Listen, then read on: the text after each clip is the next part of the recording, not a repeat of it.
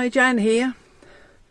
I'm in the middle of doing, well actually I've finished it, but so I'm just going to show you what I've done, but I've also got some pictures to slot in as well, and I think there'll be some other projects I've had in this video as well. But thanks for coming to see me again on Foppy Upcycle, and let me just show you what I've been doing. I found in my stash some sheeting that got this pattern along one edge, and I thought that would make a nice top. So I found this pattern. I'll just slot the picture in of the pattern I used.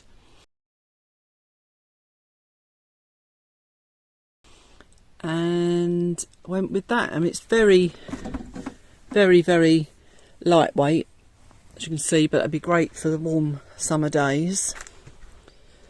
Obviously I've got a short sleeve where and obviously I had to do some gathering along the top to make that. The neck was quite a wide round neck, but I'd always prefer a V-neck, and in an attempt to make it a V, I've done that. I've done sort of like a pleat,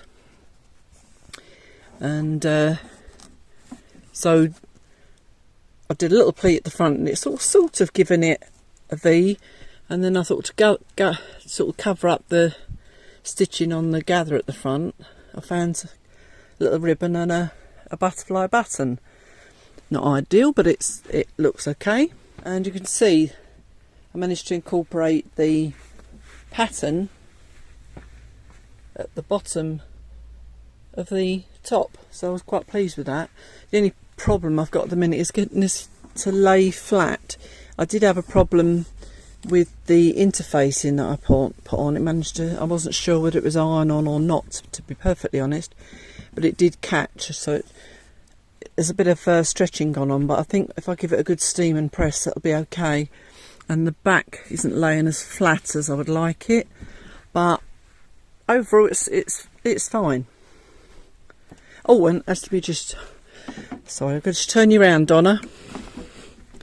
And I just added, see, the back had a button and a loop on the pattern, but this actual opening is miles big enough that I don't need a button and loop. Basically it can be something fixed, so I stitched it from the inside and just put that little bow on there as well.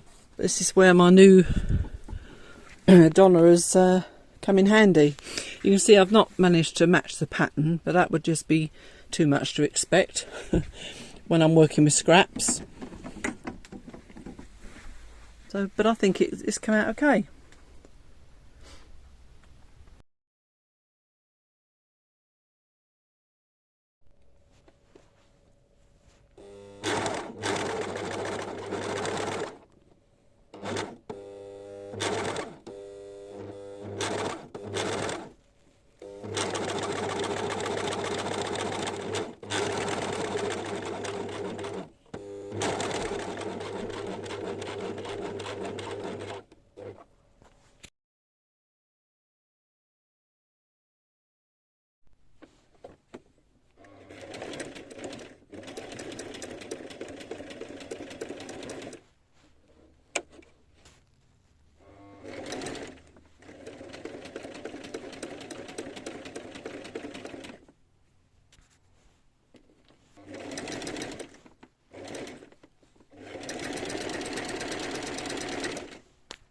I started experimenting with that. I could do it in my heart as well. I could do it down in my stomach.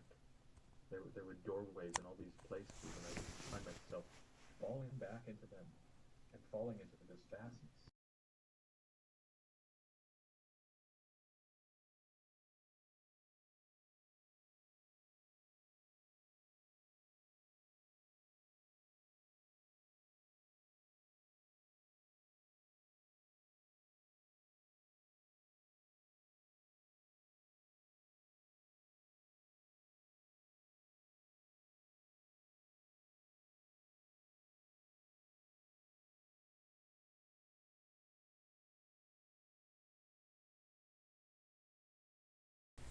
I've got a few friction pens which I've had recommended by other people, but they were all coming in with a very fine nib, which when you're doing something like wool or anything like that, it's no good, because that fine nib just catches all the time and it's not very good.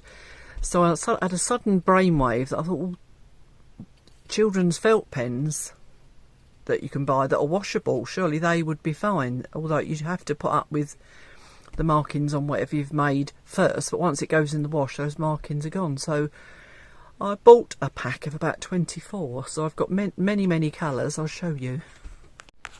You see, I've got a whole array of colours now, and hopefully they're going to work out okay. And that was a lot cheaper than buying the special pens on Amazon. I'm currently continuing with my bag of repairs that I've got, and just trying to make things smaller. And I've got a jumper here that Duncan bought me a few years ago, and it was sort of biggish when he gave it to me, but now it swamps me, so I'm trying to work out a way of shrinking that, basically, not by as in washing it, but by cutting it back and trying to take it in. So it's been a bit of a challenge, and I'll slot some photos in on what I've done so far. I'm not going to do it on my serger machine, which I would normally do, because it's quite thick and I don't want it to muck my machine up and get all clogged up. So I'm going to hand sew it. So I need to find some wool that'll be the right shade of blue. I'll talk you through with the voiceover the pictures I've got, and you'll see from there. As you can see, that's the jumper. What I did to start with is mark, as you can see there, with the purple marks with the hopefully washable felt pens. I've marked 5 centimetres from the edge, which in total is 10 centimetres off each side on the jumper. And then I've put pins in to make sure it doesn't move when I cut it. They're just showing you there that I've done obviously both sides. Be foolish not to.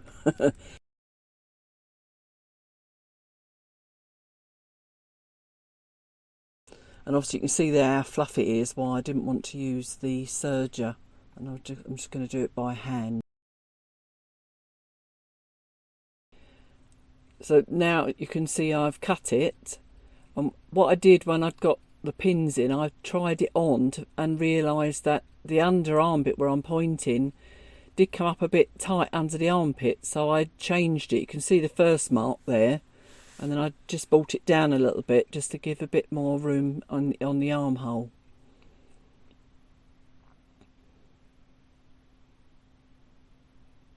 So now that's the line I'm going to follow, obviously.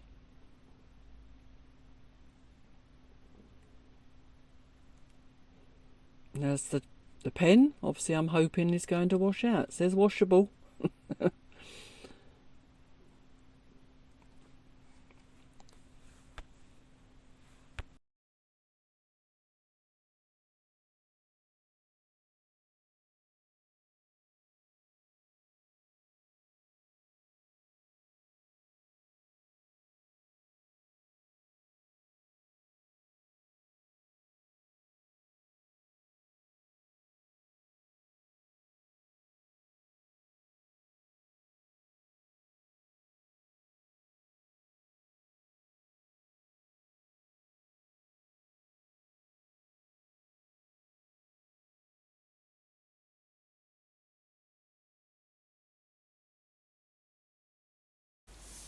On to my next project.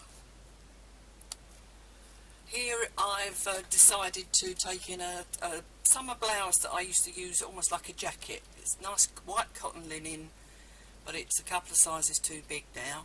So you can see there I've pinned I think about 6 centimetres in to bring it in overall about 12 centimetres.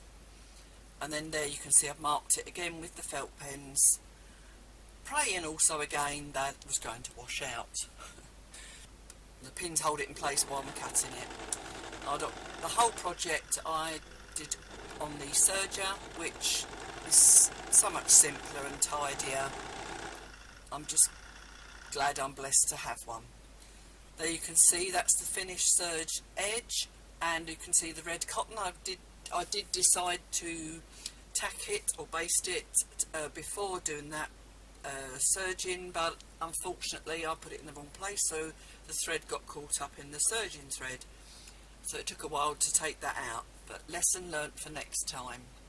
Next you'll be able to see the finished product. Okay, this is the blouse now finished. I just wanted to quickly show you, excuse the fact that it's all screwed up, it's just come off my ironing pile, but I just wanted to show you that it's coming to, so you can't really tell actually how big it was, but I can tell you it was at least 2 sizes too big for me, and I used to just wear it over the top of things, and I probably do the same, but I'm just really happy now that I could wear it buttoned up and still looking nice. It's a cotton linen, and as you can see also, there's no sign of the felt pen that I used to mark where I wanted to take it in. So yay, another one done. Thanks, Donna. This was a bit of a spontaneous thing. I decided I wanted to do some hand sewing while I was watching TV. So I cut out some 10-inch squares to make some placemats, and I used running stitch and chain stitch, as you hopefully can see in the picture. I marked the lines obviously with a chalk marker. There you can just about see the chain stitch. There's the finished product. I'd used some white cotton sheeting to back them and hand stitched that on as well, and there you go, my 6 placemats.